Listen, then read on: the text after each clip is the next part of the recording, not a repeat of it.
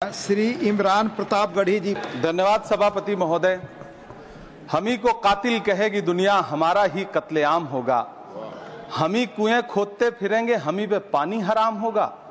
सभापति महोदय, सन 1947 में दिल्ली की जामा मस्जिद की तारीखी सीढ़ियों पर खड़े होकर के भारत रत्न मौलाना अबुल कलाम आजाद साहब ने कहा था कि मुसलमानों कहां जा रहे हो, ये है तुम्हारा मुल्क, यहां तुम्हारे आबाओ अजदाद की कब्रें हैं। उस वक्त मौलाना आजाद की ये सदाएं सुन करके लोगों ने अपने सरों की गठरियां उतार करके रख दी थी। आज उसी दिल्ली में मौजूद देश की संसद में एक बिल आया है जो हमसे उसी जामा मस्जिद की सीढ़ियों के सबूत मांगेगा, जो उन्हीं सीढ़ियों के पास अपनी कब्र में सोए हुए मौलाना आजाद को फिर से कब्र से सदा देनी पड़ेगी कि ये जो कब्र है वो मेरी कब्र है, ये किसी सरकार की जागीर नहीं है। सभापति महोदय, मैं जहां खड़ा हूं इसी संसद भवन के सामने सड़क के उस पार अपनी कब्र में सोए हुए भारत के पूर्व राष्ट्रपति फखरुद्दीन अली अहमद की कब्र है। शायद अब उस कब्र से भी सदाएं आए कि ये कब्र मेरी कब्र है, ये सरकार की जागीर नहीं है।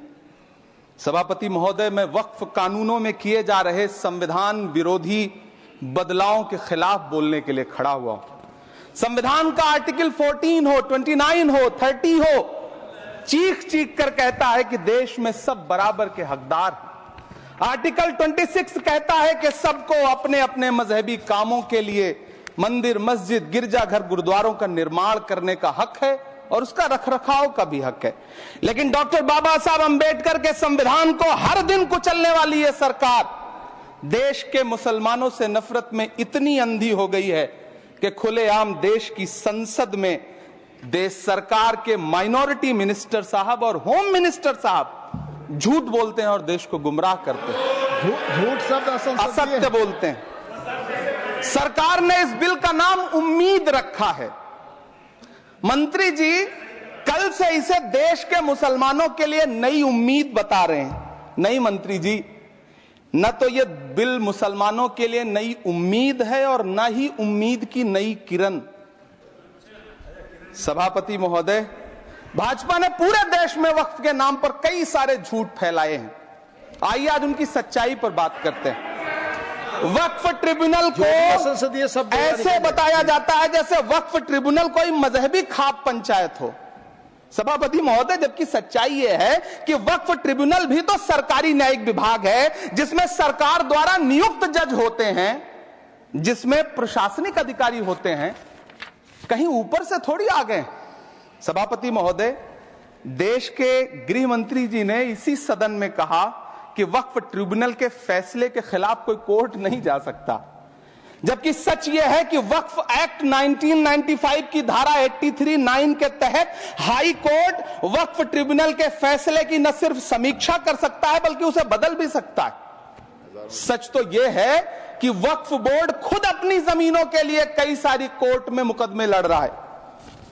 सभापति महोदय, दिल्ली की जिन 123 संपत्तियों को लेकर कल माइनॉरिटी मिनिस्टर, होम मिनिस्टर साहब और अभी आदरणीय नेता सदन बात कर रहे थे, आइए उनकी सच्चाइयों पे भी बात करते हैं। 1911 में जब अंग्रेजी हुकूमत ने कोलकाता के बजाय दिल्ली को राजधानी बनाने का फैसला किया तो रायसीना हिल्स के चारों तरफ जो मुसलमानों की ढेर सारी जमीनें थी उनको एक्वायर किया गया और लुटियन को इसकी तामीर की जिम्मेदारी सौंपी गई। सेंट्रल विस्टा की तरह लुटियन जोन का मेगा प्लान तैयार हुआ, लेकिन उस वक्त के मुसलमानों ने उस वक्त की अंग्रेजी हुकूमत से अपनी इबादत गाहों को बचाने के लिए लड़ाई लड़ी। मामला ब्रिटिश गवर्नमेंट तक पहुंचा। तब यह तय हुआ कि वो जो धार्मिक स्थल हैं उन्हें जस का तस रहने दिया जाएगा।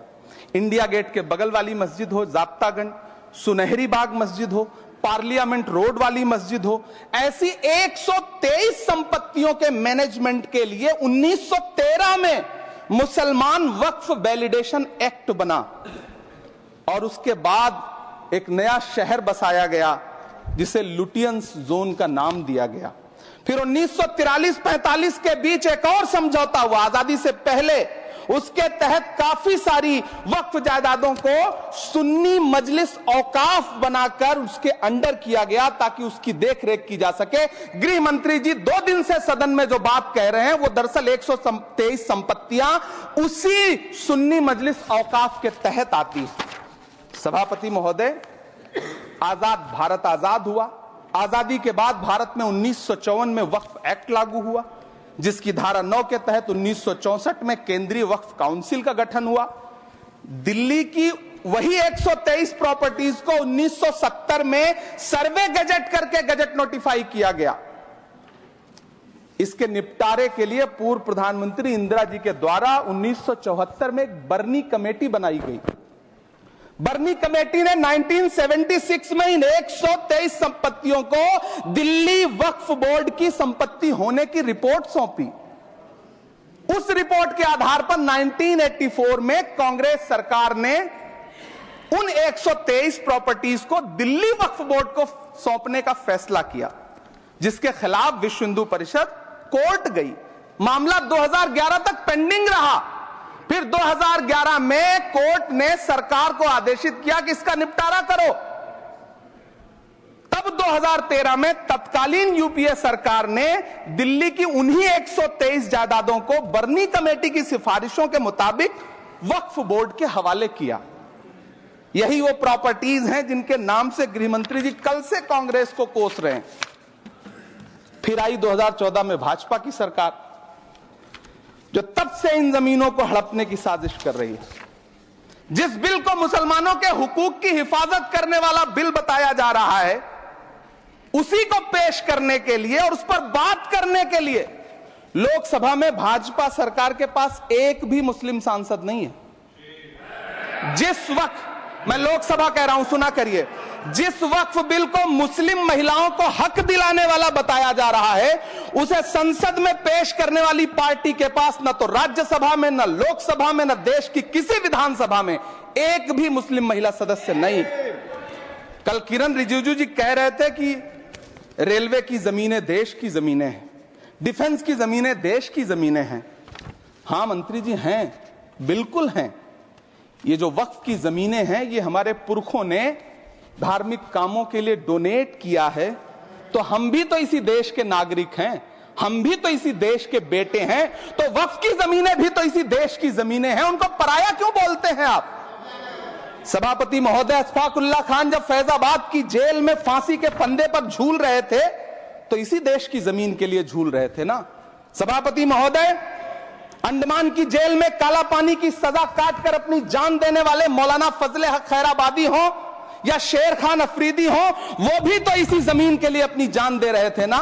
सभापति महोदय, पाकिस्तान के खिलाफ लड़ते हुए अपनी जान देने वाले महावीर चक्र विजेता ब्रिगेडियर उस्मान हो या पाकिस्तान के पैटर्न टैंक उड़ाने वाला परमवीर चक्र विजेता वीर अब्दुल हमीद हो, वो भी तो इसी जमीन के लिए अपनी जान दे रहा था ना।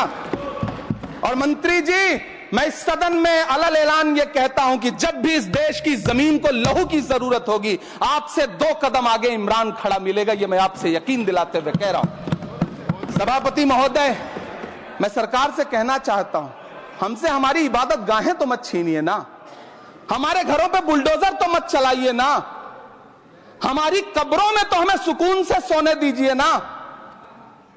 सभापति महोदय, माइनॉरिटी मिनिस्ट्री का बजट कट करके मुस्लिम बच्चों की स्कॉलरशिप बंद करके अब सरकार कह रही है कि हम वक्फ की आमदनी से गरीब मुसलमानों का भला करेंगे।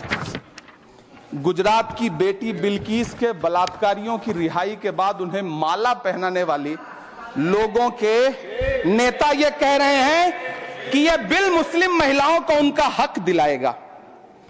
धन्यवाद मोदी जी, क्या बढ़िया सौगातें मोदी दे रहे हैं आप। पहले हमें गुजराते मोदी दिया, आप सौगाते मोदी दे रहे हैं।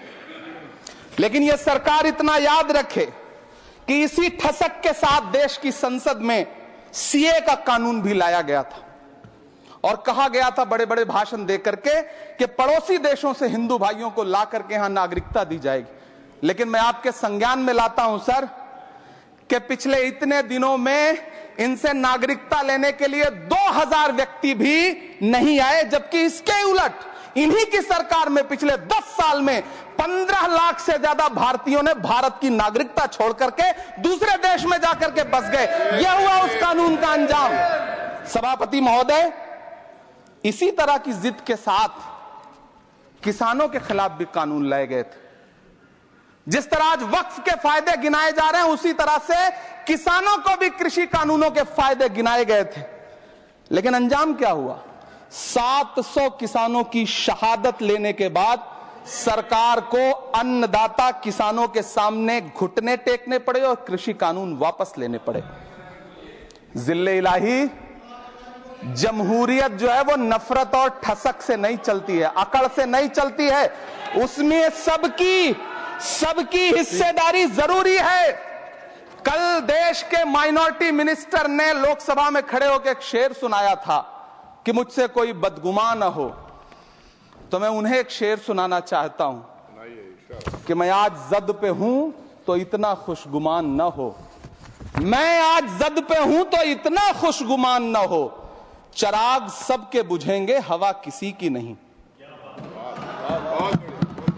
नीतीश कुमार जी हो, चंद्रबाबू नायडू जी हो, चिराग पासवान जी हो, जयंत चौधरी जी हो, देवे गौड़ा जी हो, जीतन राम मांझी जी हो, सबको समझना पड़ेगा कि जब जंगल में आग लगती है तो न वो बरगद बचते हैं जो हवा को आंधी में तब्दील करते हैं, न वो बांस बचते हैं जो आपसी रगड़ से चिंगारी पैदा करते हैं। सभापति महोदय, जब देश को मनमोहन सिंह साहब जैसा काबिल प्रधानमंत्री मिलता है तो देश को आरटीआई जैसा एक्ट मिलता है, सेज जैसा एक्ट मिलता है, मनरेगा जैसा एक्ट मिलता है, लिबरलाइजेशन मिलता है, राइट टू एजुकेशन मिलता है, नेशनल फूड सिक्योरिटी एक्ट मिलता है। लेकिन जब देश को सौगातें मोदी मिलती है तो क्या मिलता है? सीए मिलता है, फॉर्म्स लॉ मिलता है, आर्टिकल 370 मिलता है, इलेक्टोरल बॉन्ड जैसा एक्ट मिलता है और वक्फ अमेंडमेंट एक्ट जैसे बिल देश को मिलते हैं। मुझे तो अपने हमवतन भाइयों से पूछना है कि आपको अपने बच्चों की तरक्की, खुशहाली और नौकरी की दरकार है या फिर मुसलमानों की दान की गई जमीनों को लूटकर धन्ना सेठों को देने की साजिश करने वाले कानून की? सभापति महोदय, यह सरकार रात के 3 बजे तक पूरे देश को जगा करके संसद में अपने ही नागरिकों को नीचा दिखाने के लिए वक्फ बिल ला रही थी, तो उधर रात के 1:30 बजे अमेरिका हम पर 26% टैरिफ लगा रहा था। सरकार की प्राथमिकताएं देश को पता। सभापति महोदय, मैं बहुत भावुक हूं आज, और मुझे अच्छा लगा कि आदरणीय नेता सदन जगत प्रकाश नड्डा जी ने बहुत अच्छी बातें भी की, मन से बातें की। क्योंकि उनके नाम में प्रकाश जुड़ा है तो मैं उनमें हमेशा एक रोशनी की किरण देखता हूं। मैं उनके सामने बहुत अदब से यह बात कहना चाहता हूं कि चरागों के सफर में दबदबा हो आंधियों का तो फिर अंजाम जुल्मत के सिवा कुछ भी नहीं होगा। यह दुनिया नफरतों के आखिरी स्टेज पर है, इलाज इसका मोहब्बत के सिवा कुछ भी नहीं होगा। मैं भावुक हूं, मेरी पलकें गीली हैं। अगर देश की एक बहुत बड़ी आबादी को लगता है कि आप उसका भला करने के लिए नहीं बल्कि उनकी इबादतगाहों, उनकी कब्रिस्तानों, उनकी खानकाहों को बर्बाद करने का बिल ला रहे हैं, तो फिर आप अगर समझाने में नाकामयाब रहे हैं तो यह आपकी नाकामयाबी है। पहले समझाइए, उसके बाद कोई बिल लेकर के आइए, तब शायद हम आपका इतनी पुरजोर तरीके से विरोध ना करें। लेकिन सभापति महोदय, मैं अंत में सिर्फ इतना कहना चाहता हूं कि इस बिल में जो भी पॉइंट्स दिए गए हैं, बॉम्सी पोर्टल देख लीजिए, सरकार का झूठ आपको पकड़ में आ जाएगा। हम डरे नहीं हैं, हम सिर्फ सरकार से अपील कर रहे हैं कि हमें अपना समझिए। हम आपके अपने हैं, इस देश के नागरिक हैं और आप ताकत में हैं। संख्या बल के आधार पर बिल हो सकता है आप पास करा ले, लेकिन आपको यह बात समझनी पड़ेगी कि हम तो वो तारीख हैं, जहनों में रहना है जिसे कागजी पुर्जे नहीं जो फाड़ डाले जाएंगे।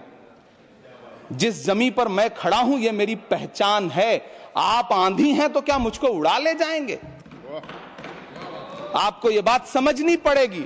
आपको अगर इतना विपक्ष की तरफ से पहले जेपीसी में इतने सारे पॉइंट्स आए और उसके बाद कल से लोकसभा में और राज्यसभा में सुझाव आप सुनने को तैयार नहीं है, लोगों की शंका को दूर करने के बारे में आप बिल्कुल सोच नहीं रहे, बस आप कह रहे हैं यह बिल उम्मीद की नई किरण है। नहीं साहब, इसे भले किरण जी लेके आए हैं, लेकिन ये उम्मीद की नहीं बल्कि नाउम्मीदी की किरण है। और इस देश की एक बहुत बड़ी आबादी इस बात से खदशे में है, शक में है कि आप सीधे उनकी जमीनों को लूट करके धन्ना सेठों को बेचना चाहते हैं। मेरी अब भी आपसे अपील है कि इस बिल को वापस लीजिए। यह बिल कहीं से आपके अपने नागरिकों के लिए अच्छा नहीं है। यह बिल सिर्फ इस देश के मुसलमानों को नीचा दिखाने का और अपने एक ऐसे मतदाता वर्ग को खुश करने का बिल है जिनको इस बिल के पास हो जाने से कुछ मिलेगा भी नहीं, लेकिन आप एक नैरेटिव देना चाहते हैं, एक मैसेज देना चाहते हैं। मेरी आपसे अपील है कि कृपया ये जो सबका साथ सबका विकास का नारा है, इस नारे को रत्ती भर तो चरित्रार्थ कर दीजिए। बहुत बहुत धन्यवाद।